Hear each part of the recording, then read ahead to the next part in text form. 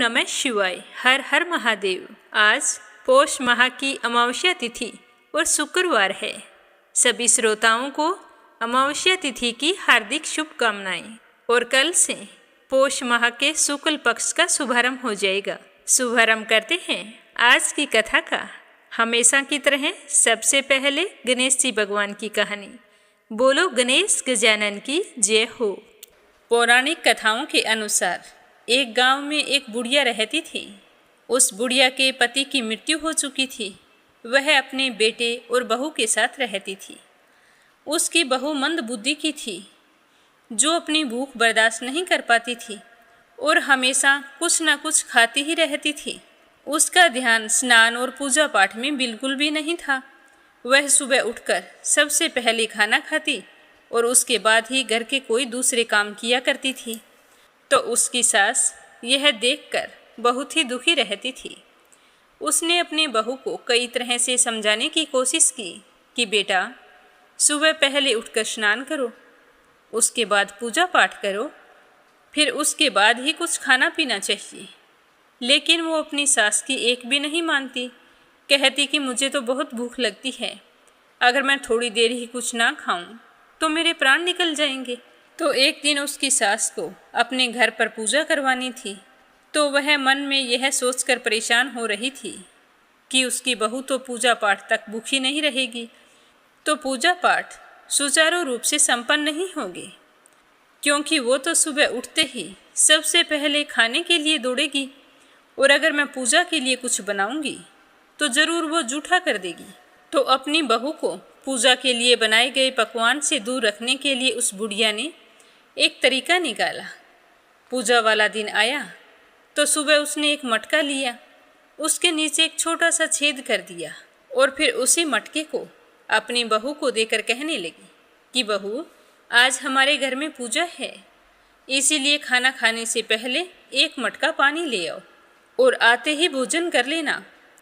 मैं भोजन तैयार करती हूँ और तुम जल्दी से पानी लेकर आओ। तो जैसे ही बहू अपनी सास के हाथ से गड़ा लिया तो उसे वह छोटा सा छेद दिखाई दे गया। तो वह समझ गई कि सासू माँ मुझे जानबूझकर घर से दूर भेज रही हैं। तो वो कहने लगी कि माँ जी, मैं अभी आती हूँ, आज तो मैं पूजा पाठ होने के बाद ही भोजन करूँगी। यह कहकर वो अंदर चली गई। अपनी बहू में आए बदलाव को देखकर बुढ़िया बहुत ही खुश हो रही थी। लेकिन बुढ़िया की बहू और भी चालाक थी।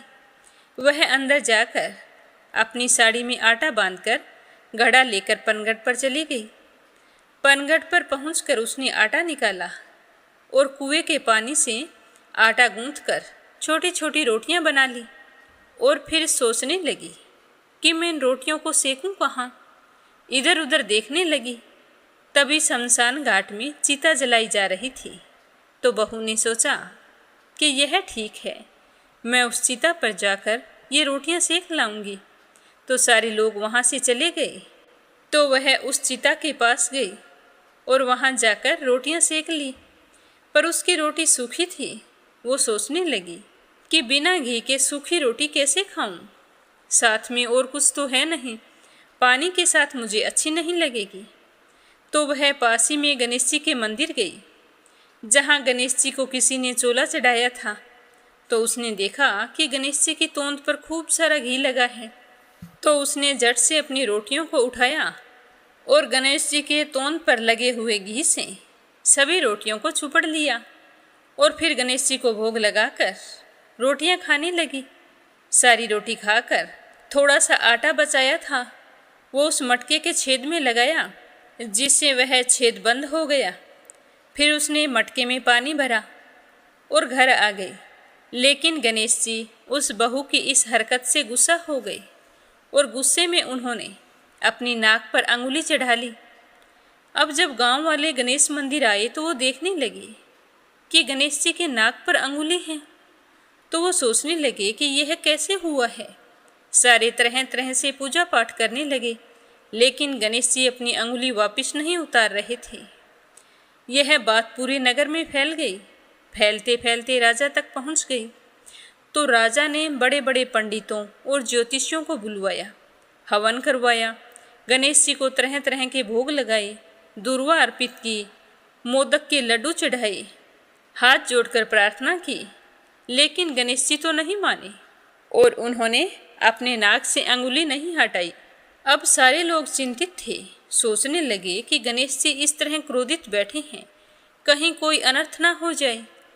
तो राजा ने काफ़ी सोच विचार के बाद पूरे गांव में ऐलान करवाया कि जो भी आदमी गणेश जी की नाक से अंगुली हटा देगा उसे मैं इनाम के तौर पर 5 गांव इनाम में दूंगा।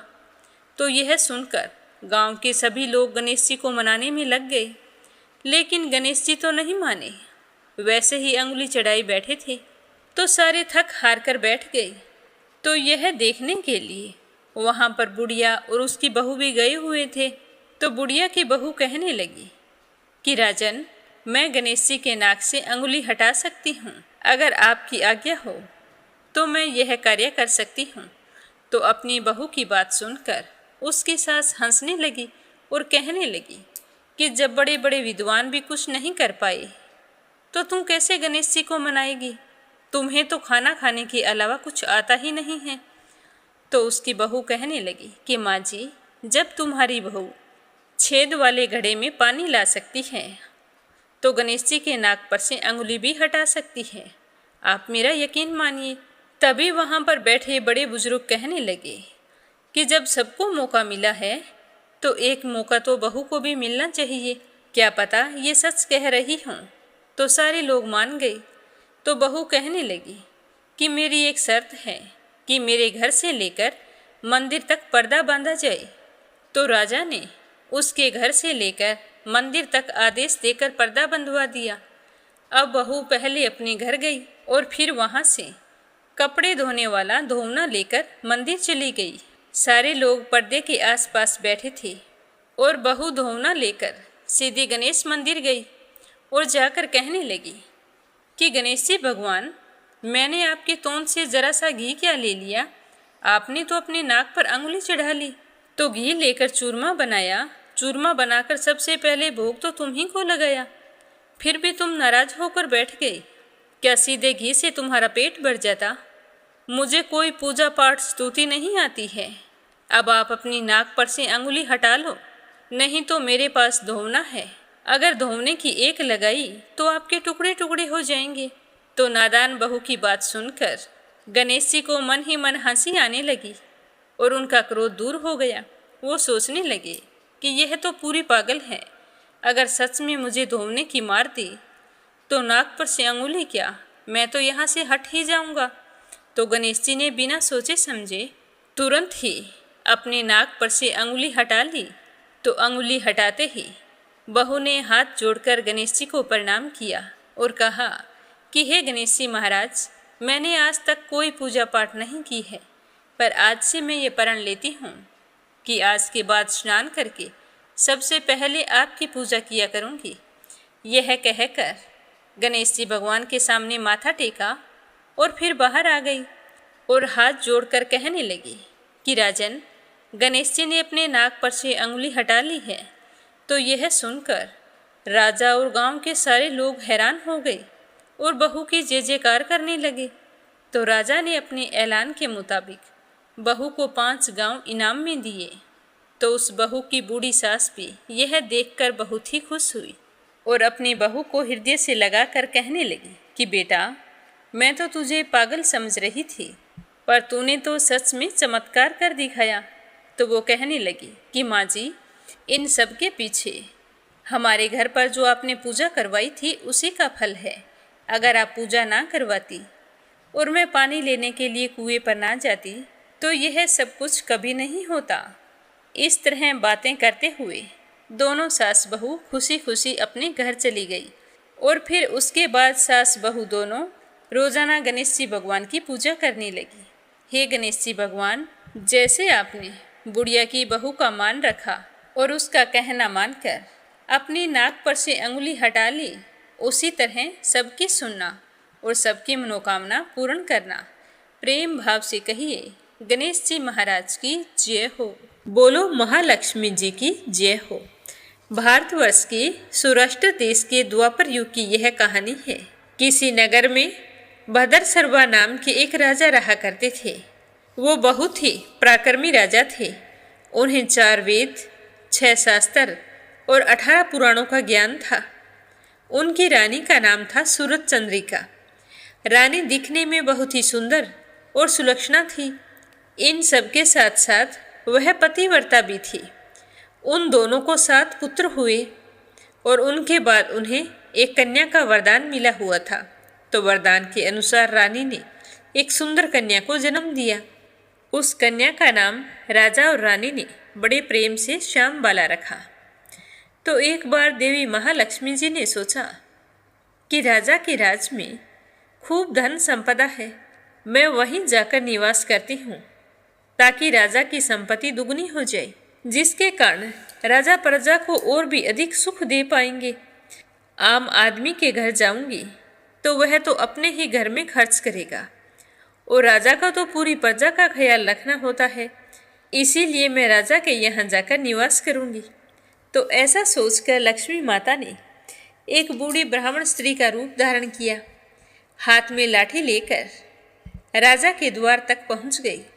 रानी को आवाज लगाने लगी। उन्हें देखकर एक दासी सामने आई और वो पूछने लगी कि माई, तुम कौन हो? तो बूढ़ी का रूप धारण किए हुए महालक्ष्मी जी कहने लगी कि बेटी, मेरा नाम कमला है, मेरे पति का नाम भुवनेश है, हम तो द्वारिका में रहते हैं। उसने बताया कि तुम्हारी रानी पिछले जन्म में एक गरीब वेश्या की पत्नी थी। गरीबी के कारण उन दोनों पति पत्नी में रोजाना झगड़े होते थे।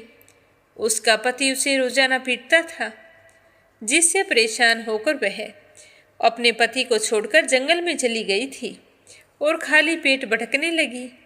तब मुझे उस पर दया आ गई और मैंने उसे सुख संपत्ति देने वाली श्री महालक्ष्मी जी की कथा सुनाई और मेरे कहने पर उसने व्रत भी किया था। तो उसकी सच्ची निष्ठा देखकर मैं बहुत ही खुश हुई थी और उसे गरीबी दूर होने का आशीर्वाद दिया। तो मेरे आशीर्वाद के अनुसार उसका घर धन दौलत और संपत्ति से भर गया। उसके बाद में पति पत्नी अपने जीवन का सारा सुख भोगते हुए परलोक को चले गए थे। श्री महालक्ष्मी जी का व्रत करने के कारण वे दोनों महालक्ष्मी लोक में रहे और इसी कारण उनका जन्म राजघराने में हुआ है। परंतु तुम्हारी रानी महालक्ष्मी जी का व्रत करना भूल गई है और मैं वही याद दिलाने आई हूँ। तो दासी उनको प्रणाम करके कहने लगी कि हे माँ, मैं अंदर जाकर रानी साहिबा को बताकर आती हूँ। यह कहकर वो अंदर चली गई। राज सुख में रहते हुए रानी ने जब दासी के मुख से इस तरह की बातें सुनी तो उसे बहुत ही गुस्सा आया। वह अपनी दासी के साथ साथ बुढ़िया को भी भला बुरा कहने लगी। रानी को अपने धन ऐश्वर्य पर बहुत ही घमंड था, तो वह बिना सोचे समझे बूढ़ी अम्मा पर बिफर पड़ी और कहने लगी कि अब तुम मुझे बताओगी कि मुझे क्या करना चाहिए, क्या नहीं करना चाहिए। तो रानी सूरज चंद्रिका के इस प्रकार के बर्ताव को देखकर माता बहुत ही दुखी हुई। अपना अनादर देखकर माता सोचने लगी कि यहाँ ठहरना उचित नहीं है, मुझे यहाँ से चले जाना चाहिए। ऐसा सोचकर वह उल्टे पांव लौट गई। तभी उसे रास्ते में राजकुमारी श्यामबाला मिली और वो कहने लगी कि हे माँ, आप कौन है और यहाँ किस काम से आई है? आपका चेहरा इतना उदास क्यों है?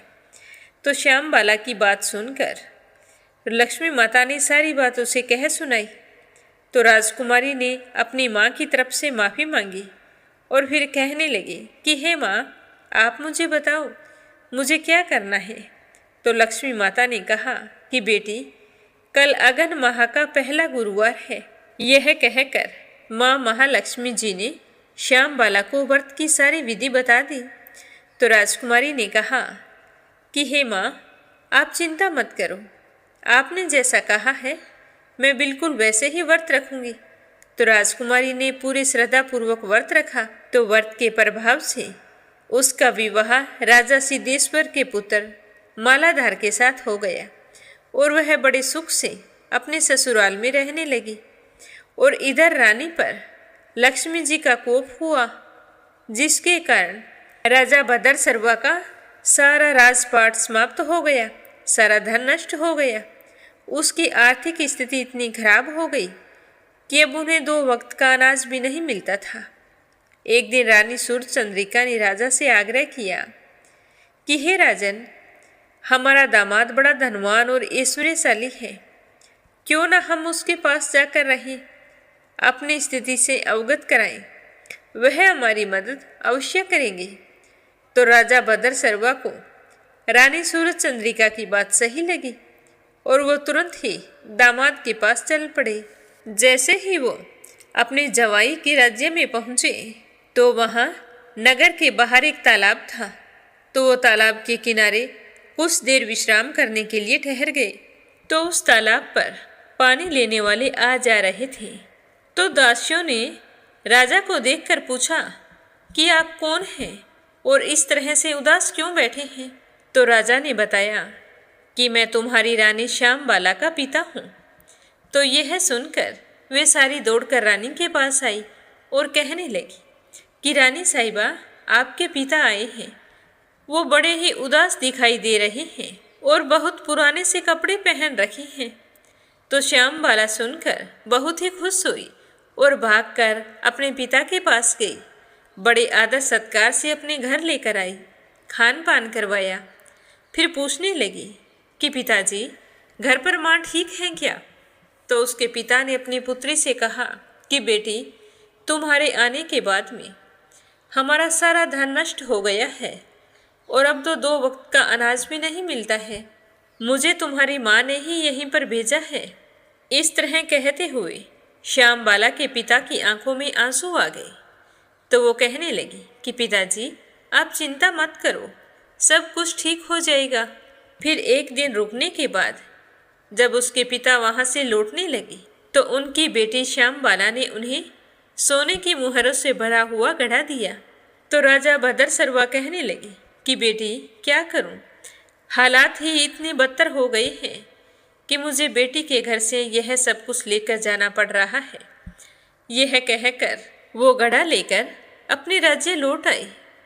तो उनकी पत्नी सूरजचंद्रिका ने देखा तो वो बहुत ही खुश हुई। उसने जल्दी से राजा के हाथ से वह घड़ा ले लिया।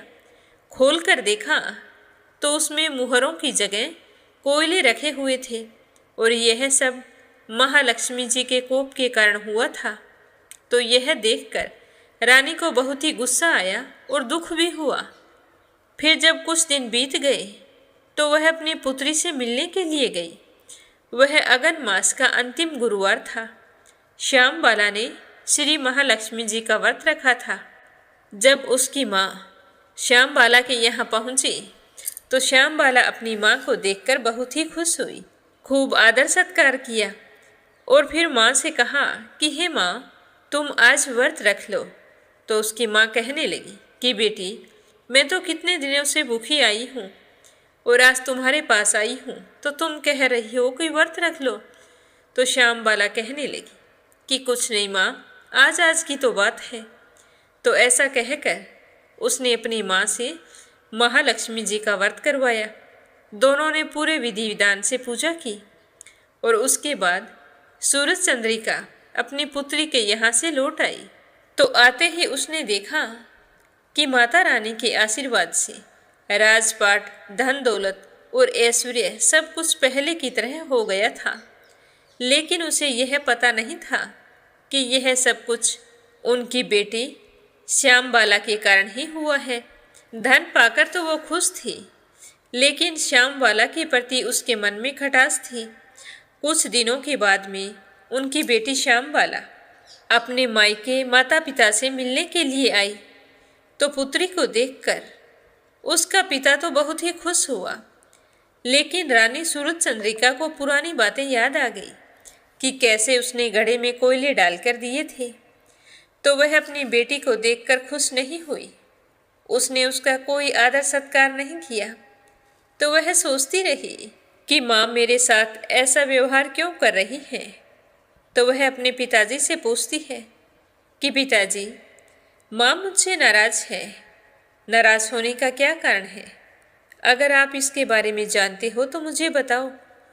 तो उसका पिता कहने लगा कि बेटी, जब मैं तुम्हारे पास गया था तो तुमने घड़े में कोयले डालकर मुझे दे दिए थे, तो तुम्हारी माता ने इसे अपना अपमान समझा था। तुमने भी कोयले डालकर अच्छा नहीं किया, लेकिन मुझे तो बुरा नहीं लगा। लेकिन तुम्हारी माँ इस बात को भूली नहीं है। तो अपने पिता के मुख से इस तरह के वचन सुनकर श्याम बाला को वो सारी बातें याद आ गई। जब एक बूढ़ी माई का वेश धारे लक्ष्मी माता श्याम बाला से मिली थी और उसे सूरज चंद्रिका के द्वारा किए गए अपमान के बारे में बताया था, तो श्याम बाला समझ गई कि यह सब लक्ष्मी जी के कोप के कारण हुआ है और आज यह राजपाट बिल्कुल वैसा ही लक्ष्मी जी के आशीर्वाद से ही हुआ है। तो उसने इस बात का बुरा नहीं माना, अपनी माँ से कुछ नहीं कहा। रात रात रुकी और दूसरे दिन अपनी माँ से कहा कि माँ, अब मैं जाना चाहती हूँ। तो उसकी माँ ने कुछ नहीं कहा। तो उसने घर से थोड़ा सा नमक लिया और वहाँ से चल पड़ी। मन में थोड़ी उदास भी थी कि माँ से कोई भी बातचीत नहीं हुई। जैसे ही वो अपने ससुराल पहुंची तो उसके पति ने पूछा कि मायके गई थी, क्या लेकर आई हो? तो श्याम बाला कहने लगी कि मैं तो वहाँ का सार लाई हूँ। तो उसका पति पूछने लगा कि इस बात का मतलब क्या हुआ? तो श्याम बाला कहने लगी कि थोड़ा धीरज रखो, आपको बहुत ही जल्द पता चल जाएगा। शाम हो चुकी थी। श्याम बाला ने सारा भोजन बिना नमक डाले बना लिया और फिर अपने पति को परोस दिया। जब उसके पति ने भोजन चखा तो उस भोजन में नमक नहीं था। तो वह कहने लगा कि श्याम बाला, भोजन में आज बिल्कुल भी स्वाद नहीं आ रहा है। तो श्याम बाला मुस्कुराने लगी, फिर थोड़ा सा नमक लेकर भोजन में डाल दिया। तो उसके पति ने चख कर कहा कि हाँ, अब स्वाद आ रहा है। तो श्याम बाला कहने लगी कि हे स्वामी, ये वही सार है जो मैं मायके से लेकर आई हूँ। तो श्याम बाला की ऐसा कहते ही उसके पति को सारी बात समझ में आ गई और दोनों हंसी खुशी भोजन करने लगे।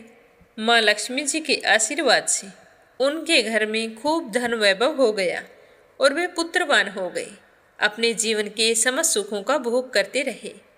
कहते हैं कि जो भी व्यक्ति श्रद्धा भाव से महालक्ष्मी जी का व्रत रखकर पूजा करता है तो माँ उस पर बहुत ही खुश होकर अपना आशीर्वाद बरसाती है, जिससे उसे सुख संपत्ति और शांति की प्राप्ति होती है, साथ ही सारी मनोकामनाएं पूर्ण होती है।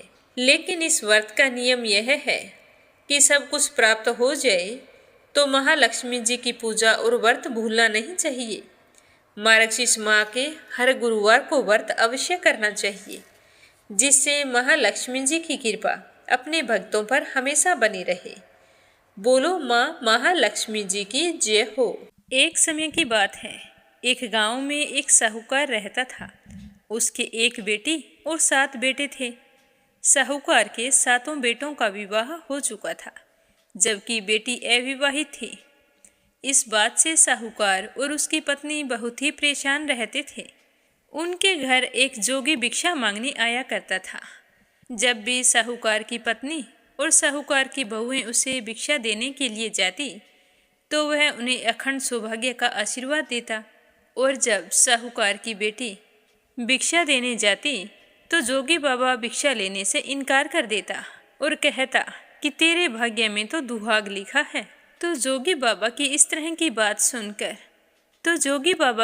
सुनकर साहूकार की बेटी बहुत ही चिंतित और दुखी रहने लगी और इसी चिंता में दिन ब दिन कमज़ोर होती गई। तो एक दिन उस कन्या की माँ ने कहा कि बेटा, क्या बात है, तुम्हें अच्छा भला खाने पीने को देती हूँ, फिर भी तुम दिन ब दिन कमज़ोर होती जा रही हो। कोई मन में शंका है तो मुझे बताओ।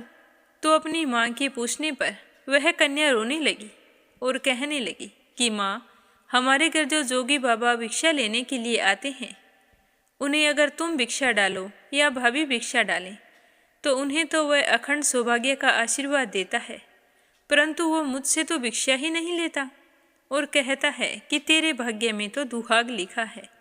माँ, वो जोगी बाबा ऐसा क्यों कहते हैं? मैं तो इसी बात को लेकर हमेशा चिंतित रहती हूँ। तो उसकी माँ कहने लगी कि बेटा, चिंता की कोई बात नहीं है। भगवान सब कुछ ठीक करेगा। पर मन ही मन वो भी हैरान थी कि जोगी बाबा इस तरह से क्यों कहते हैं। तो उसने अपनी बेटी से कहा कि बेटा, जब अब की बार जोगी बाबा भिक्षा लेने आए तो तुम मुझे बताना, मैं छुप कर सुनूंगी कि जोगी बाबा ऐसा क्यों कहते हैं। तो दूसरे ही दिन जोगी बाबा तो भिक्षा लेने के लिए आ गए और साहूकार की बेटी भिक्षा डालने के लिए गई तो उसकी माँ पहले से ही किवाड़ की ओट में छुप कर बैठ गई। तो जैसे ही कन्या भिक्षा डालने लगी तो जोगी बाबा कहने लगे कि नहीं बेटा, मैं तुमसे भिक्षा नहीं लूँगा, तेरे भाग्य में तो दुहाग लिखा है। तो इतना कहते ही साहूकार की पत्नी बाहर निकल आई और कहने लगी कि बाबा, आप ये क्या कह रहे हैं? मेरी बेटी कितने श्रद्धा भाव से आपको भिक्षा डालती है, आप ना तो भिक्षा ग्रहण करते हैं और ना ही उसे आशीर्वाद देते हैं। आप मेरी बेटी के लिए ऐसे अपशब्द क्यों बोलते हैं? तो जोगी बाबा कहने लगा कि बेटी, जो मैं इसके भाग्य में लिखा है वही बताता हूँ।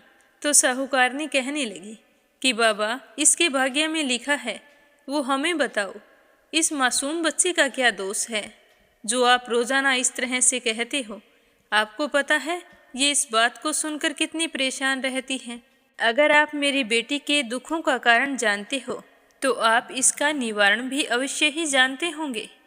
तो जोगी बाबा ध्यान लगाते हुए कहने लगा कि बेटी, इसका विवाह तो हो जाएगा पर इसके भाग्य में सुहाग का सुख नहीं लिखा है। फेरों के समय इसके पति की मृत्यु हो जाएगी। तो साहूकारनी हाथ जोड़कर कहने लगी कि बाबा, आप मुझे इसका निवारण बताइए, आप जो कुछ कहेंगे हम वो करने के लिए तैयार हैं। तो साहूकारनी की बात सुनकर जोगी बाबा कहने लगे कि यहाँ से बहुत दूर 7 समुंदर पार सोना धोबिन रहती है, सोमवती अमावस्या का व्रत करती है। अगर वो अपने व्रत का फल इसे दे दे तो इसका यह दुख टल सकता है। पर वो ना तो किसी से ज़्यादा बोलती है, धर्मपरायण है, कहीं आती जाती भी नहीं है। तो साहूकारनी कहने लगी कि जोगी बाबा, वो हमसे खुश कैसे होगी? तो जोगी बाबा कहने लगे कि उसके 7 बेटे और 7 बहुएं हैं। उसका पति बीमार रहता है और उसकी बहुएं काम के लिए आपस में हमेशा लड़ती झगड़ती रहती हैं। बहुओं के इस बर्ताव से सोना धोबिन बहुत ही दुखी रहती है।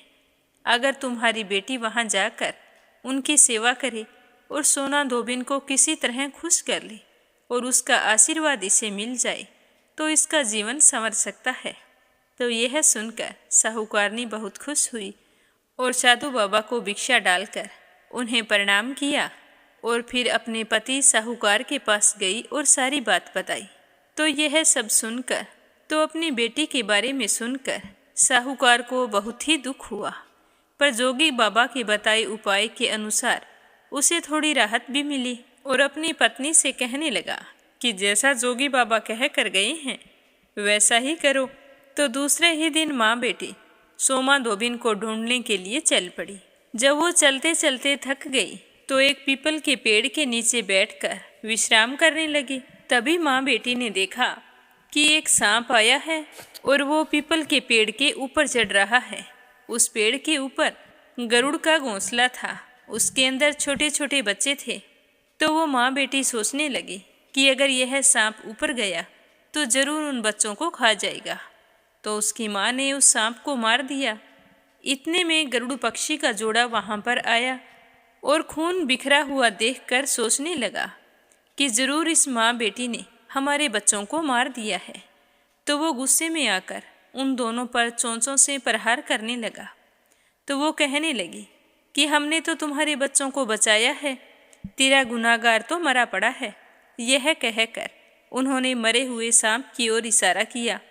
तो गरुड़ कहने लगा कि तुमने मेरे बच्चों की रक्षा की है, मैं तुमसे बहुत ही खुश हूँ। तुम्हें जो मांगना है सो मांगो, मैं वचन देता हूँ कि मैं तुम्हारी मनोकामना जरूर पूर्ण करूँगा। तो साहूकारनी कहने लगी कि मुझे और मेरी बेटी को 7 समुंदर पार पहुँचा दो। तो गरुड़ ने दोनों माँ बेटियों को अपनी पीठ पर बैठाकर 7 समुंदर पार सोमा धोबिन के घर पर छोड़ दिया। तो माँ बेटी घर के पास बैठी बैठी देख रही थी कि सोना धोबिन की बहुएं आपस में काम करने के लिए लड़ाई कर रही थी, तो साहूकारनी सोचने लगी कि सोमा धोबिन को खुश करने का यही मौका है। तो दूसरे दिन से ही दोनों माँ बेटी सुबह सवेरे जल्दी आती और सोमा धोबिन के घर का सारा कार्य करके चली जाती।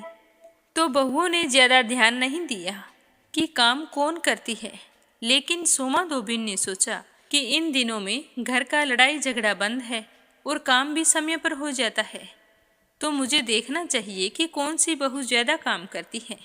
तो दूसरे दिन सोमा धोबिन आधी रात को ही उठ गई। उठकर चुपचाप देखने लगी तो वो देखती है कि एक औरत आई है, उसके साथ उसकी बेटी है। दोनों माँ बेटी घर का सारा काम करके चुपचाप जा रही थी। तो जैसे ही वो जाने लगी तो सोमा धोबिन उनके पास गई और कहने लगी कि तुम कौन हो और इस तरह चोरी छुपे हमारे घर का कार्य क्यों करके जाती हो और इस कन्या से मेरे घर का काम करवाती हो। मैं तो बहुत ही धर्मपरायण हूँ और आपने तो मुझे पाप का भागी बना दिया है। तो सोमा धोबिन की बात सुनकर साहूकारनी कहने लगी कि अगर तुम मुझे वचन दो तो ही तुम्हें मैं सत्य बताऊंगी। तो सोमा धोबिन ने वचन दे दिया।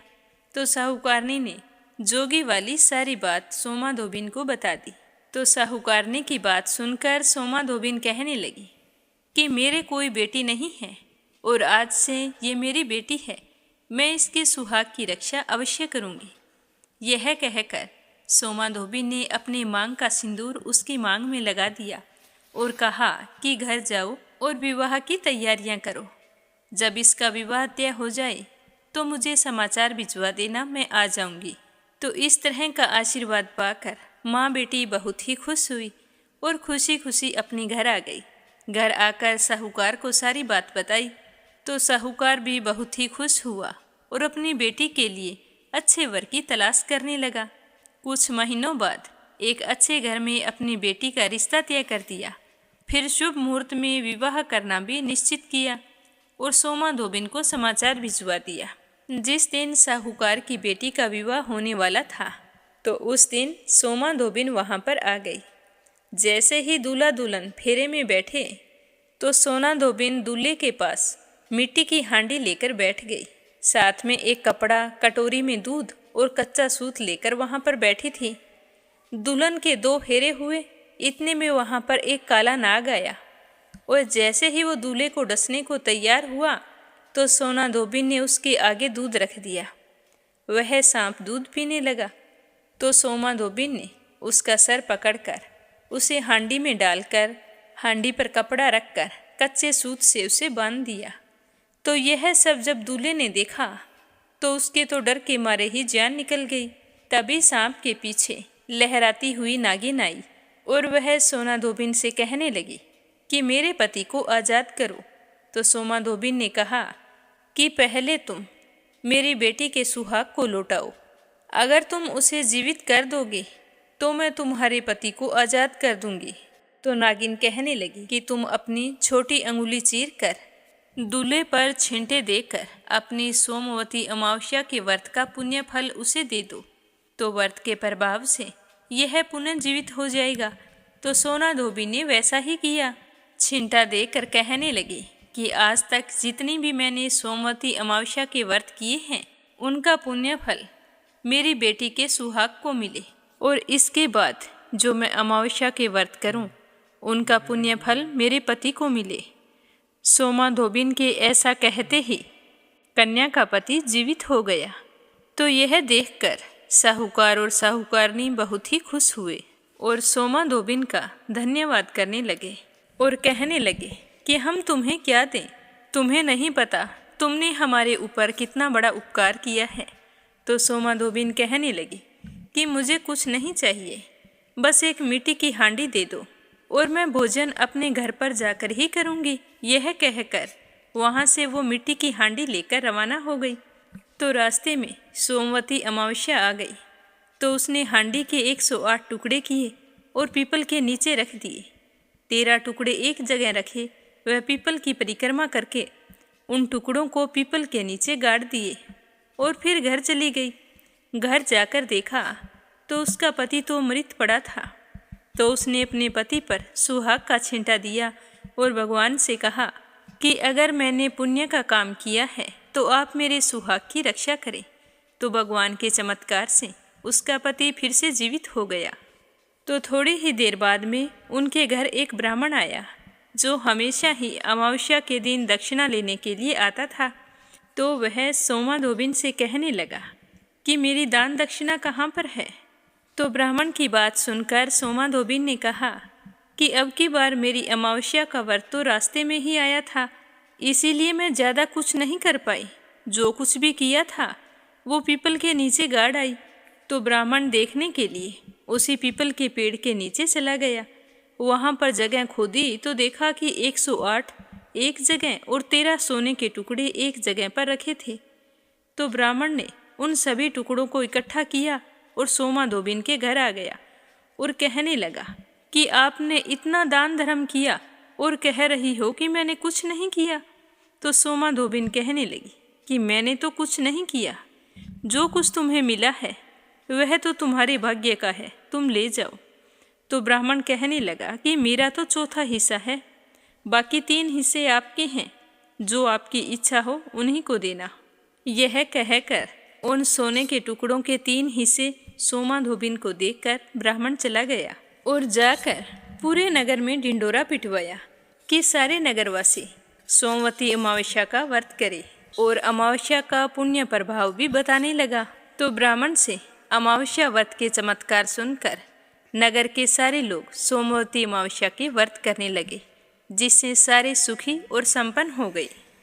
इस तरह से एक धर्मपरायण औरत ने अपने सोमवती अमावस्या के पुण्य फल से एक बेटी के सुहाग की रक्षा की। हे सोमवती अमावस्या माता, जैसा आपने साहूकार की बेटी को दिया वैसा अमर सुहाग सबको देना। जो भी सुहागिन महिला सोमवती अमावस्या का व्रत रखे और पीपल के पेड़ की पूजा करके आपकी इस पावन कथा को सुने, उसका अखंड सौभाग्य हमेशा बनाए रखना। बोलो अमावस्या माता की जय हो, बोलो भोले शंकर की जय हो। अब अपने सुनेंगे नवग्रह की कहानी। इसे भी कार्तिक मास में अवश्य सुनना चाहिए। किसी गांव में एक बुढ़िया रहती थी। उसके एक बेटा और एक बेटी, 2 बच्चे थे। जैसे ही वो दोनों बड़े हुए तो बुढ़िया ने उनकी शादी कर दी। बेटी विदा होकर ससुराल चली गई और घर पर एक सुंदर सी बहू आ गई। तो इस तरह कई महीने बीत गए। एक दिन बुढ़िया का बेटा कहने लगा कि माँ, मैं बहन से मिलने जा रहा हूँ। तो यह सुनकर उसकी माँ बहुत ही खुश हुई और कहने लगी कि अपनी बहन से जाकर बोलना कि 2-4 दिन के लिए तेरे साथ आ जाए। मैं उसे बहुत ही याद करती हूँ और इसी बहाने अपनी भाभी के साथ भी रह लेगी। तो उसके बेटे ने कहा कि ठीक है माँ, मैं बहन को ले आऊँगा। यह कहकर वो घर से चल पड़ा।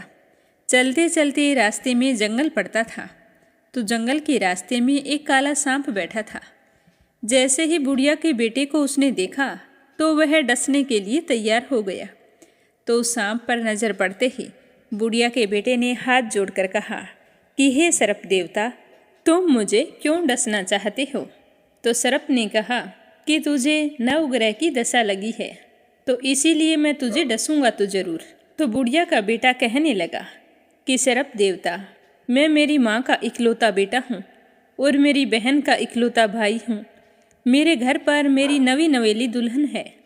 अगर मुझे कुछ हो गया तो वो सारे किसके सहारे जिएंगे और मेरी माँ पर दुखों का पहाड़ टूट पड़ेगा। वो तो बेचारी रो रो कर मर जाएगी। तो सर्प ने कहा कि मैं क्या करूँ, तुझे दशा लगी है, मुझे तो आदेश है, तो आदेश का पालन तो करना ही पड़ेगा। तो बुढ़िया माई का बेटा कहने लगा कि मेरी बहन मेरा इंतजार कर रही है, मैं एक बार उससे मिल लाऊं। जब मैं वापिस आऊं तो तुम मुझे डस लेना।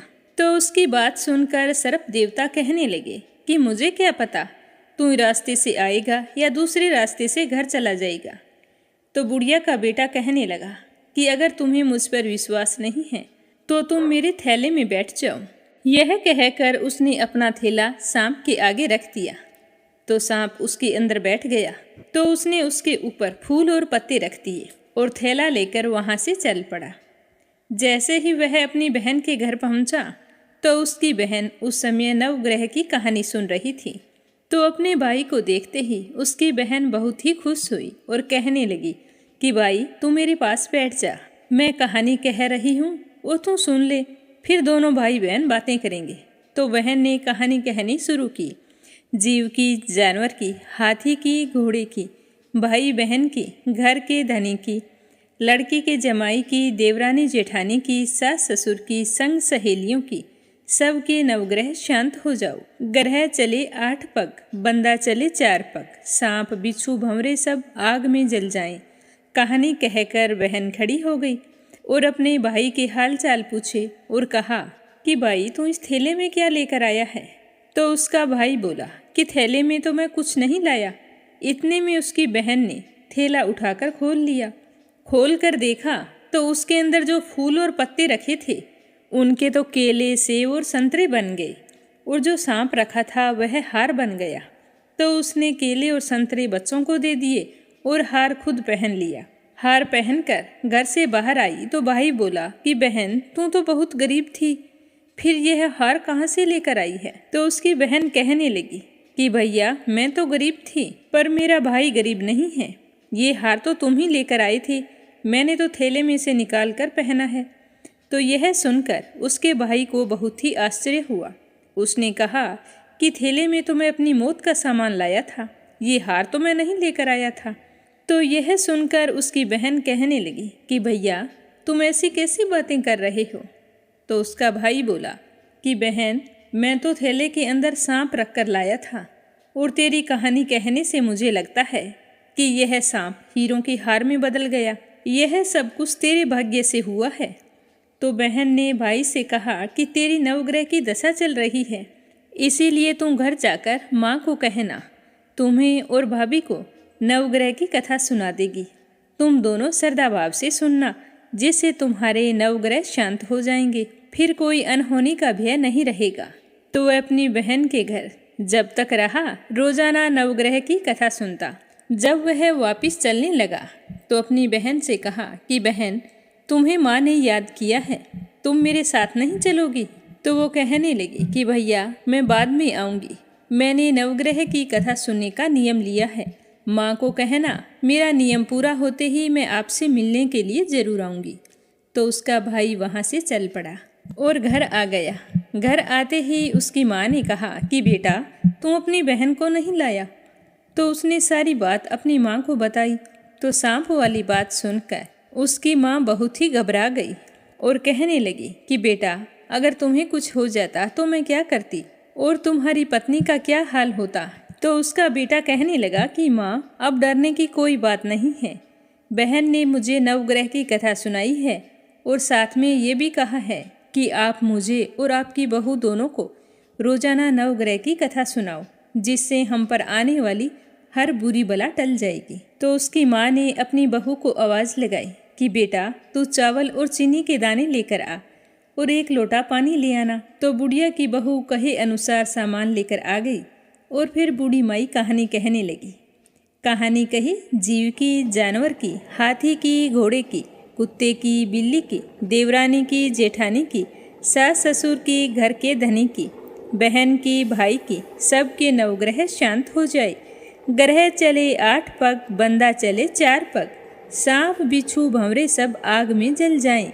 आज वार, रविवार, सोमवार, मंगलवार, बुधवार, गुरुवार, शुक्रवार, शनिवार, 7 वारों को नमस्कार, धरती माता को नमस्कार, नवग्रह को नमस्कार। इस तरह नवग्रह की कहानी कहकर बुढ़िया ने अपने बेटे बहू की नवग्रह की दशा उतारी। हे नवग्रह आपको नमस्कार। जिस तरह आपने बहन की दशा उतारी, भाई की उतारी, वैसे सबकी उतारना। जो भी आपकी इस कथा को सुने, सुनाए या फिर हुंकारे भरे, उसके नवग्रह हमेशा शांत रहे। बोलो नवग्रह की जय हो। अब अपने सुनते हैं भागवत कथा का आगे का अध्याय। प्रेम भाव से सुनते रहिए। बोलो श्री हरि विष्णु भगवान के अनंत स्वरूपों की जय हो। जब कर्दम ऋषि ने कहा कि हे भगवान, मैं तो आपकी कृपा से तीनों ऋणों से मुक्त हो गया हूँ और मेरे सभी मनोरथ भी पूर्ण हो चुके हैं। अब मैं संन्यास मार्ग को ग्रहण करके आपका चिंतन करते हुए शोक रहित होकर विचरना चाहता हूँ। आप समस्त प्रजाओं के स्वामी हैं, अतः मैं इसके लिए आपकी आज्ञा चाहता हूँ। तो उनकी बात सुनकर श्री भगवान जी ने कहा कि हे मुनि, वैदिक और लौकिक सभी कर्मों में संसार के लिए मेरा कथन ही प्रमाण है। इसीलिए मैंने जो तुमसे कहा था ना कि मैं तुम्हारे यहाँ जन्म लूँगा, तो मैंने उसी बात को सत्य करने के लिए तुम्हारे यहाँ अवतार लिया है। इस लोक में मेरा यह जन्म लिंग शरीर से मुक्त होने की इच्छा वाले मुनियों के लिए आत्म दर्शन में उपयोगी प्रकृति आदि तत्वों का विवेचन करने के लिए हुआ है। आत्मज्ञान का यह सूक्ष्म मार्ग बहुत समय से लुप्त हो गया था। इसे फिर से परिवर्तित करने के लिए ही मैंने यह शरीर ग्रहण किया है। हे मुनिवर, मैं तुम्हें आज्ञा देता हूँ कि तुम इच्छा अनुसार जाओ और अपने संपूर्ण कर्म मुझे अर्पण करते हुए दुर्जय मृत्यु को जीतकर मोक्ष पद प्राप्त करने के लिए मेरा भजन करो। मैं स्वयं प्रकाश और संपूर्ण जीवों के अंतःकरण में रहने वाला परमात्मा हूँ। अतः जब तुम विशुद्ध बुद्धि के द्वारा अपने अंतःकरण में मेरा साक्षात्कार कर लोगे, तब सब प्रकार के शोकों से छूटकर निर्भय पद को प्राप्त करोगे। माता देवहूति को भी मैं संपूर्ण कर्मों से छुड़ाने वाला आत्मज्ञान प्रदान करूँगा, जिससे यह संसार रूप भय से पार हो जाएगी। इस तरह बताते हुए मैत्रेय जी कहने लगे कि भगवान कपिल के इस प्रकार कहने पर प्रजापति कर्दम जी उनकी परिक्रमा करके प्रसन्नतापूर्वक वन को चले गए और वहां जाकर अहिंसा में संन्यास धर्म का पालन करते हुए वे एकमात्र श्री भगवान जी की शरण में हो गए तथा अग्नि और आश्रम का त्याग करके निसंकोच भाव से पृथ्वी पर विचरने लगे। जो कार्य कारण से अतीत हैं, सत्व आदि गुणों का प्रकाशक एवं निर्गुण है और अनन्य भक्ति से ही प्रत्यक्ष होता है, उस पर ब्रह्मा में उन्होंने अपने पूरे मन को लगा दिया। एकाग्र होकर पूजा करने लगे। वे अहंकार, ममता, सुख दुख आदि द्वंद्वों से छूटकर भेद दृष्टि से रहित होकर सब में अपनी आत्मा को ही देखने लगे। उनकी बुद्धि अंतर्मुख और शांत हो गई। उस समय कर्दम जी ठीक उसी प्रकार लग रहे थे जैसे शांत लहरों वाला समुद्र हो। परम भक्ति भाव के द्वारा सर्व अंतर्यामी सर्वज्ञ श्री वासुदेव में चित्त स्थिर हो जाने से वे सारे बंधनों से मुक्त हो गए। संपूर्ण भूतों में अपनी आत्मा श्री भगवान जी को और संपूर्ण भूतों को आत्म स्वरूप श्री हरि में स्थित देखने लगे। इस प्रकार इच्छा और द्वेष से रहित सर्वत्र समबुद्धि और भगवत भक्ति से संपन्न होकर श्री कर्दम जी ने भगवान जी का परम पद प्राप्त कर लिया। तो यह सुनकर शौनक जी पूछने लगे कि हे सूत जी, तत्वों की संख्या करने वाले भगवान कपिल साक्षात अजन्मा नारायण होकर भी लोगों को आत्मज्ञान का उपदेश करने के लिए अपनी माया से उत्पन्न हुए थे। मैंने भगवान के बहुत से चरित्र सुने हैं, लेकिन कपिल जी की कीर्ति को सुनते सुनते मेरी इंद्रियां तृप्त नहीं होती है, मन की लालसा बढ़ती ही जाती है। सर्वथा स्वतंत्र श्रीहरि अपने योग माया द्वारा भक्तों की इच्छा के अनुसार शरीर धारण करके जो जो लीलाएं करते हैं वे सभी कीर्तन करने योग्य हैं। अतः आप मुझे वे भी सुनाइए, मुझे वो सब कुछ सुनने की बड़ी श्रद्धा है। तो यह सुनकर सूत जी कहने लगे कि हे मुनि, आपकी ही भांति जब विदुर जी ने यह आत्मज्ञान विषयक प्रश्न किया तो श्री व्यास जी के सखा भगवान मैत्रेय जी बहुत ही खुश हुए और कहने लगे कि हे विदुर जी, पिता के वन में चले जाने पर भगवान कपिल जी माता का प्रिय करने की इच्छा से उस बिंदुसार तीर्थ में रहने लगे। एक दिन तत्व समूह के पारदर्शी भगवान कपिल कर्म कलाप से विरत होकर आसन पर विराजमान थे। उस समय पितामह के वचनों का स्मरण करके देवहूति ने उनसे कहा कि हे प्रभु, इन दुष्ट इंद्रियों की विषय लालसा से मैं ऊब गई हूँ। और इनकी इच्छा पूरी करते रहने के कारण मैं तो घोर अंधकार में ही रह गई हूँ। अब आपकी कृपा से मेरी जन्म परंपरा समाप्त हो चुकी है। इसी से दुस्तर अज्ञान अंधकार से पार लगाने के लिए सुंदर नित्य रूप आप ही प्राप्त हुए हैं। आप संपूर्ण जीवों के स्वामी भगवान आदि पुरुष हैं तथा अज्ञान अंधकार से अंधे पुरुषों के लिए नेत्र स्वरूप सूर्य की भांति उदित हुए हैं। हे देव, इन देह गेह आदि में जो मैं और मेरेपन का दुराग्रह होता है वह भी आपका ही कराया हुआ है। अतः आप मेरे इस मोह माया को दूर कीजिए। आप अपने भक्तों के संसार रूप वृक्ष के लिए कुठार के समान हैं।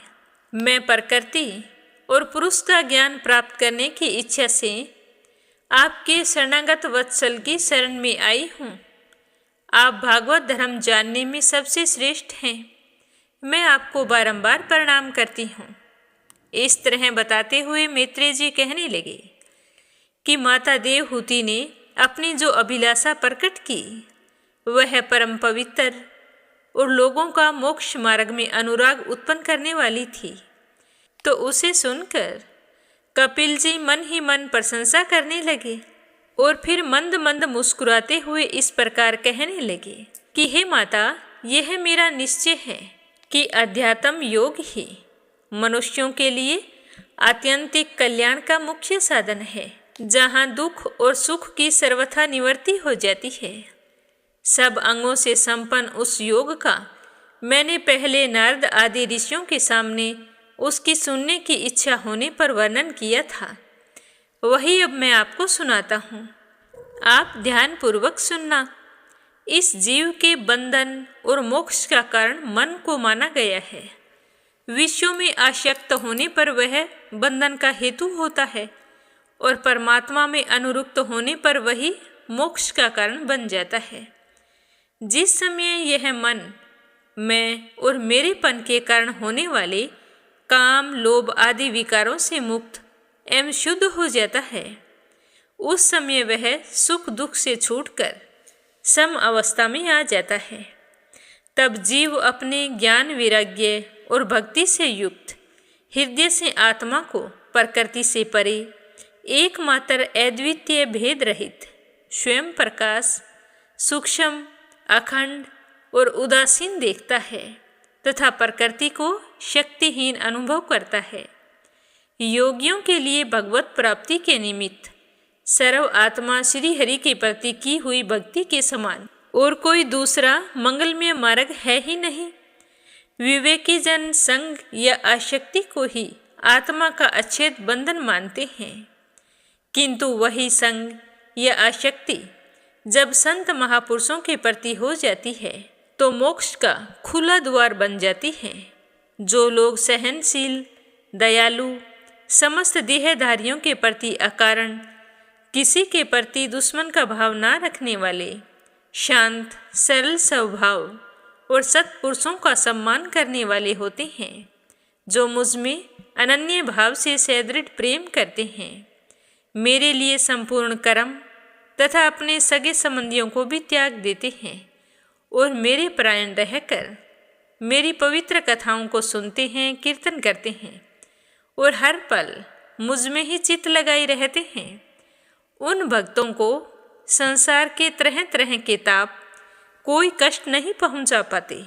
हे माता, ऐसे ऐसे सर्व संग परित्यागी महापुरुष साधु होते हैं, तुम्हें उन्हीं के संग रहने की इच्छा करनी चाहिए, क्योंकि वे आसक्ति से उत्पन्न सभी दोषों को हरने वाले होते हैं। सत्पुरुषों के समागम से मेरे पराक्रमों का यथार्थ ज्ञान कराने वाली तथा हृदय और कानों को प्रिय लगने वाली कथाएं होती हैं। उनका सेवन करने से शीघ्र ही मोक्ष मार्ग में श्रद्धा, प्रेम और भक्ति का विकास होता है। फिर मेरी सृष्टि आदि लीलाओं का चिंतन करने से प्राप्त हुई भक्ति के द्वारा लौकिक एवं पारलौकिक सुखों में वैराग्य हो जाने पर मनुष्य सावधानी पूर्वक योग के भक्ति प्रदान सरल उपायों से समाहित होकर मनोनिग्रह के लिए यत्न करता है। इस प्रकार प्रकृति के गुणों से उत्पन्न हुए शब्द आदि विषयों का त्याग करने से, वैराग्य युक्त ज्ञान से, योग से और मेरे प्रति की हुई सदृढ़ भक्ति से मनुष्य मुझ अपने अंतर आत्मा को इस देह में ही प्राप्त कर लेता है। तो यह सुनकर देवहूति कहने लगी कि हे भगवान, आपकी समुचित भक्ति का स्वरूप क्या है और मेरे जैसी अबलाओं के लिए कैसी भक्ति करना ठीक होता है, जिससे कि मैं सहज ही आपके निर्वाण पद को प्राप्त कर सकूं। हे प्रभु, जिसके द्वारा तत्व ज्ञान होता है और जो लक्ष्य को बेंधने वाले बाण के समान भगवान की प्राप्ति कराने वाला होता है, वह आपका कहा हुआ योग कैसा होता है और उसके कितने अंग होते हैं। हे प्रभु, यह सब आप मुझे इस प्रकार समझाइए जिससे कि मैं आपकी कृपा से मैं मंदमती स्त्री जात भी इस दुर्बोध विषय को सुगमता से समझ सकूं। तो इस तरह बताते हुए श्री मैत्रेय जी कहते हैं कि हे विदुर जी, जिसके शरीर से कपिल ने स्वयं जन्म लिया था, उसी माता का ऐसा अभिप्राय जानकर कपिल जी के हृदय में स्नेह उमड़ आया और उन्होंने प्रकृति आदि तत्वों का निरूपण करने वाले शास्त्र का, जिसे सांख्य कहते हैं, उसका उपदेश दिया था। साथ ही भक्ति विस्तार एवं योग का भी वर्णन किया था।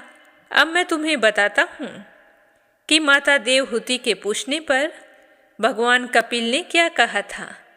तो यह अपने सुनेंगे कल की कथा में। आज की कथा को यहीं पर विराम देते हैं। प्रेम भाव से सुनने के लिए आप सभी का बहुत बहुत धन्यवाद। अब अपने सुनते हैं लप्सी और तपसी की कहानी। बोलो लप्सी तपसी की जय हो।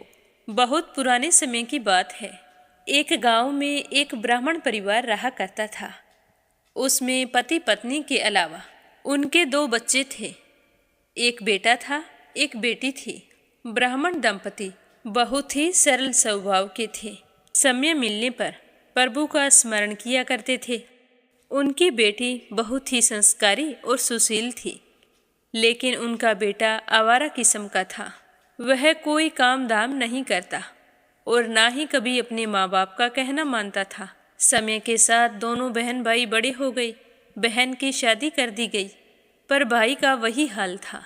उसके माँ बाप ने उसे समझाया कि बेटा, अब हम वृद्ध हो चले हैं, तुम कोई काम किया करो, लेकिन उस पर उनकी बातों का कोई असर नहीं होता था। तो एक दिन ब्राह्मणी अपने पति से कहने लगी कि स्वामी, आप बिल्कुल काम छोड़ दीजिए। जब घर में कुछ भी नहीं होगा तो यह अपनी जिम्मेदारी समझेगा और काम पर लग जाएगा। तो ब्राह्मण ने दूसरे दिन से काम पर जाना छोड़ दिया। तो यह देखकर उनके बेटे ने कोई काम नहीं किया और चोरी करने चला गया। आते जाते राहगीरों को लूट लेता और उसी से अपने घर का गुजारा किया करता था। तो उसकी लूटने और चोरी करने की आदत से सारे गांव वाले उसे लप्सी कहने लगे।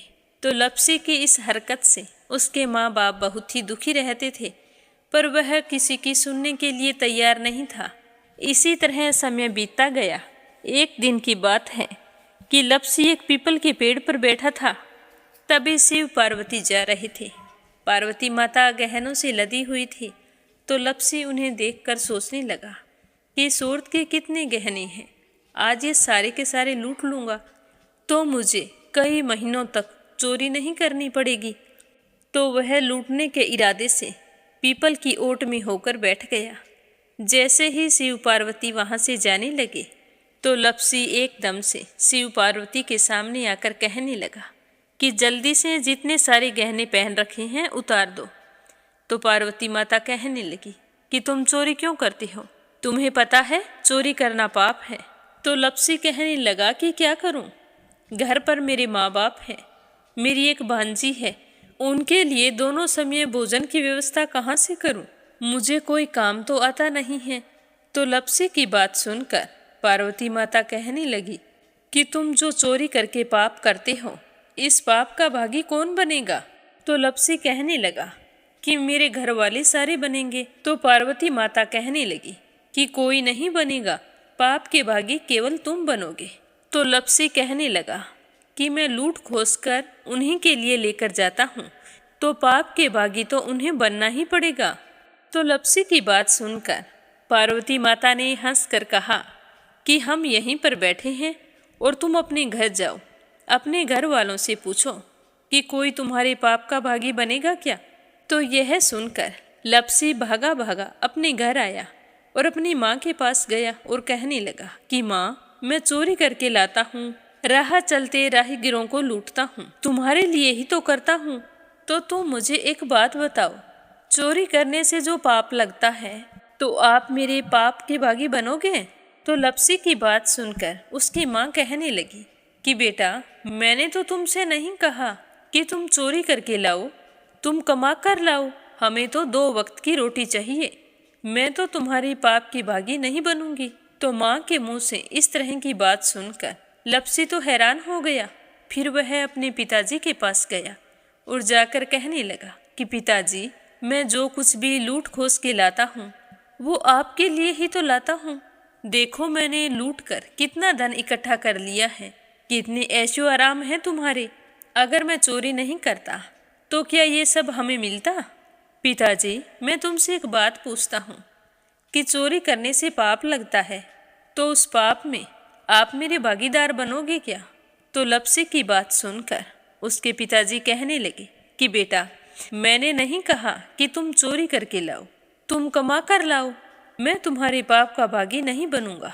तो माँ बाप के मुंह से इस तरह की बात सुनकर वह बहुत ही उदास हुआ और सोचने लगा कि मैं कितने महीनों से चोरी कर रहा हूँ, ना जाने मुझ पर कितना पाप चढ़ गया है, और ये तो बोल रहे हैं कि पाप के भागी हम नहीं बनेंगे, तो अब क्या होगा। तो वह बड़े ही दुखी मन से शिव पार्वती से मिलने के लिए चल पड़ा। जैसे ही घर से बाहर निकलने लगा तो उसकी छोटी सी भांजी दरवाजे पर खेल रही थी। उसे पता नहीं था कि पाप पुण्य क्या होता है, तो वो कहने लगी कि मामा, पाप की भागी मैं बनूंगी। तो उसके इस तरह कहते ही लप्सी ने उसे गोद में उठाया और चल पड़ा। शिवजी भगवान और पार्वती माता के पास जाकर कहने लगा कि घर वालों ने पाप का भागी बनने से मना कर दिया है और एक यही है जो पाप की भागी बनने को तैयार है। फिर लप्सी बड़े ही दीन स्वर में कहने लगा कि हे भगवान, मैं समझ गया हूँ कि चोरी करना पाप है। आज तक जो मैंने काम किया वो बहुत ही गलत था, लेकिन अब मैं इसका प्रायश्चित करना चाहता हूँ। अब तुम ही बताओ, मुझे मेरे पापों से मुक्ति कैसे मिलेगी। तो उसकी बात सुनकर शिव पार्वती बहुत ही खुश हुए और लप्सी को कच्चे सूत का एक छोटा सा गोला देते हुए कहा कि लप्सी, ये सूत लो और इस पीपल के चारों ओर परिक्रमा लगाओ। जब यह सूत समाप्त हो जाएगा तब तुम्हारे सारे पाप नष्ट हो जाएंगे। तो यह सुनकर लप्सी बहुत ही खुश हुआ। सोचने लगा कि छोटा सा गोला है, अभी लपेट कर घर चला जाऊंगा, उसके बाद में कभी कोई पाप नहीं करूंगा। फिर उसने अपनी बांजी को कंधे पर बैठाया और पीपल की परिक्रमा लगानी शुरू कर दी। अब भगवान का वह सूत खत्म कहाँ होने वाला था। लप्सी चक्कर लगाता गया पर वह सूत खत्म नहीं हुआ। चक्कर लगाते लगाते 1 महीने, 6 महीने, साल, पूरे 12 साल बीत गए पर वह सूत खत्म नहीं हुआ। 12 साल बाद एक बार फिर शिव पार्वती जी वहाँ से गुजर रहे थे तो पार्वती माता ने कहा कि स्वामी, चलो लप्सी को चलकर देखते हैं। तो शिवजी कहने लगे, वो चोरी करने वाला, लूटने वाला कब का चला गया होगा। तो पार्वती माता कहने लगी कि नहीं स्वामी, चलकर देखने में क्या जाता है, चलो एक बार देखते हैं।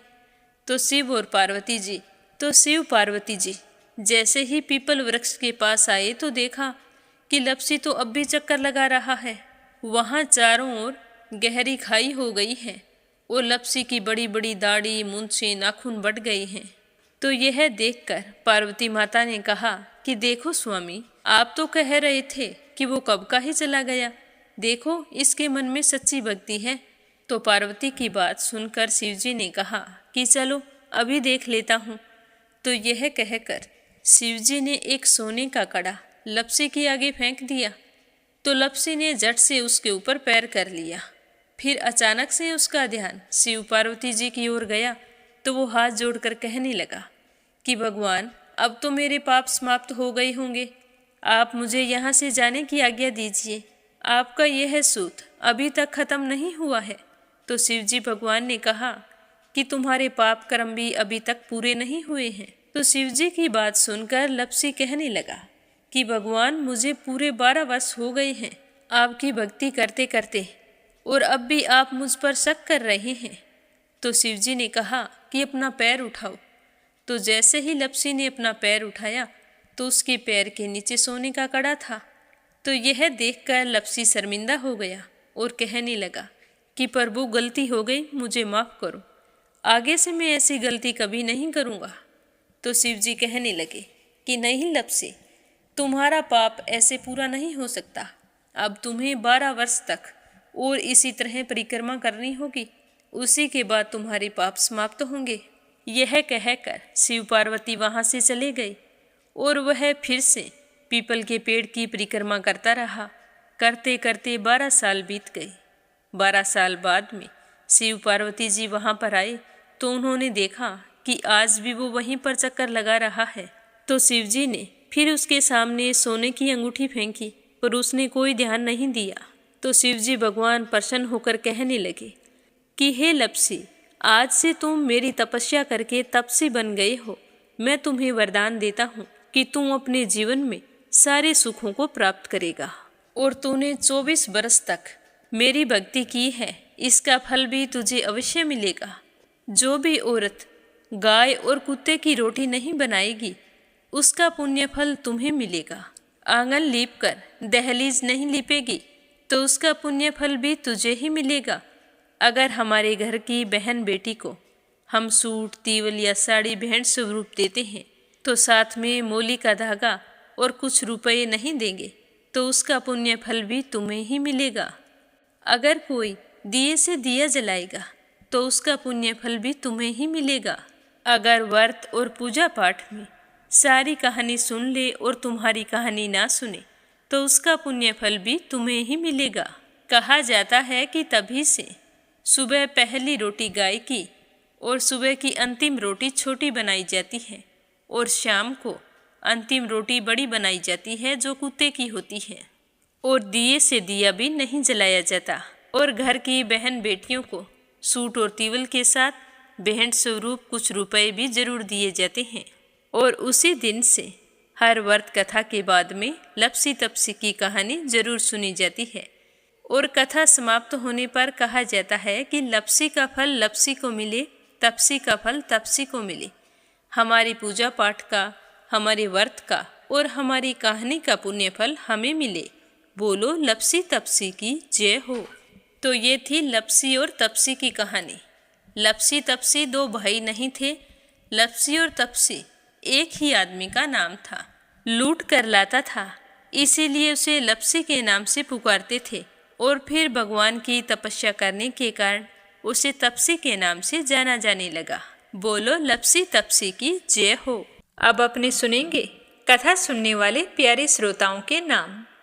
तो आज का पहला कमेंट है अपराजिता मीना श्रीवास्तव नेपाल से। दूसरा है प्रोमिला रानी, विश्वास, सुधीर, राजेश, संजय कनाडा से। और तीसरा है संजय, सोनिया, हिताक्षी, दीपेश, मयंक हरियाणा से। परमेश्वरी रघुवीर सिंह है दिल्ली से। कमला गुरुग्राम से। दिल्ली बहादुर भंडारी, सरिता भंडारी, नम्रता भंडारी, सूरज भंडारी नेपाल से। रुक्मणी शर्मा अंबाला से। आशा अग्रवाल, लड्डू, मोहित, अंकुर अग्रवाल आगरा से। आशा शर्मा, विष्णु, ज्योति, अंशु भीलवाड़ा से। रवि सैनी, सीमा सैनी मलियाना से। विप्लव हांजोंग असम से। आरती खैरावर अगरखर से।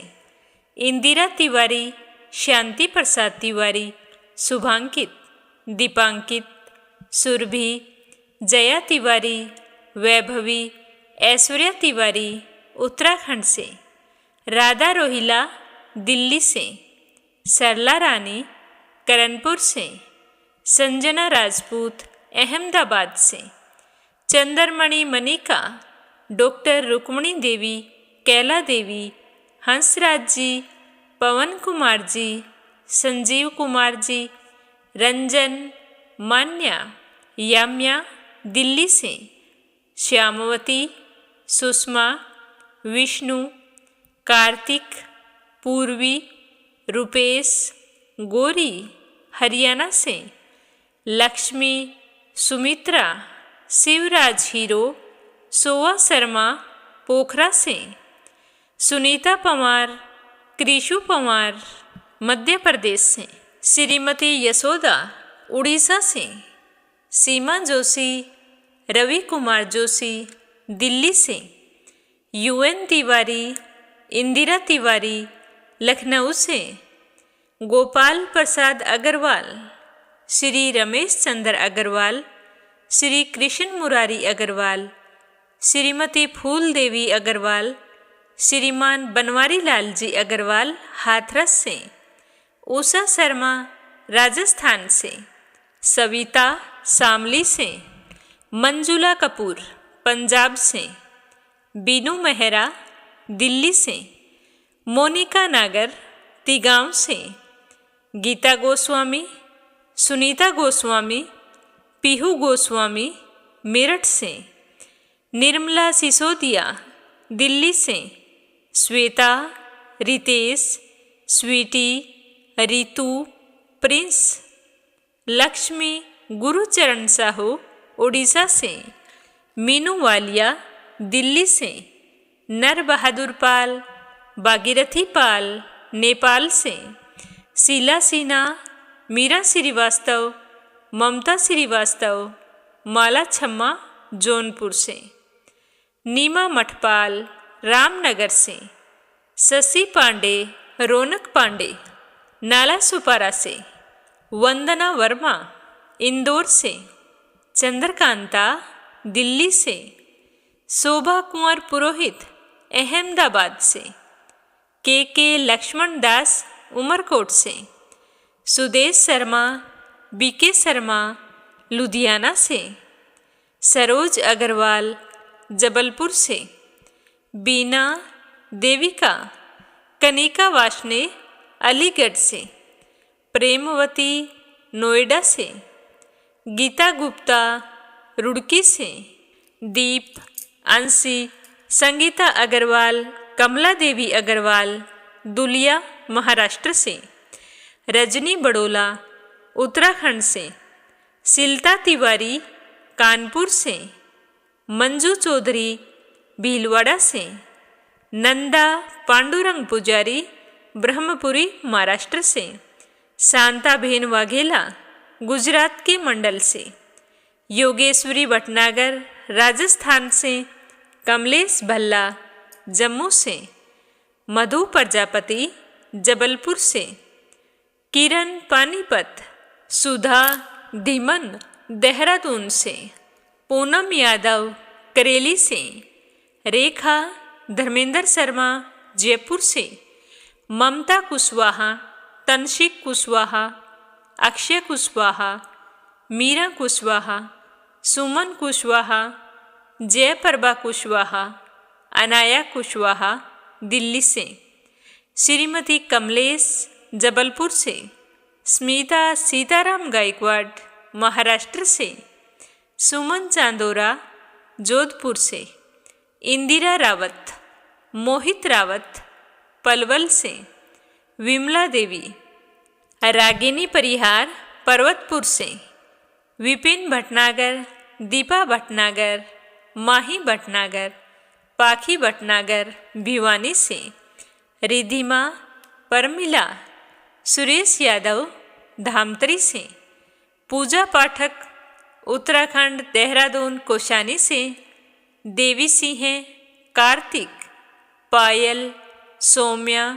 उमा रघुवंशी गजबा सौदा से, सावित्री ईश्वरलाल रामचंदानी गाजियाबाद से, विमला कलका से, अनीता अमृतसर से, अरुण गुप्ता शामली से, अंजू शर्मा सीतामढ़ी से, अशोक कुमार जी भटनागर भोपाल मध्य प्रदेश से, निकिता सेजवानी, करण सेजवानी, पवन सेजवानी, पायल सेजवानी, विशाल सेजवानी, रूबी सेजवानी अहमदाबाद से, उषा हिमाचल से, श्याम सुंदर गोरखपुर से, पुष्पा चंदर बेंगलुरु से, कमलेश लाल रुड़की से, श्रीचंद यादव गया बिहार से, निर्मला पांचाल करनाल से, शशि वर्मा,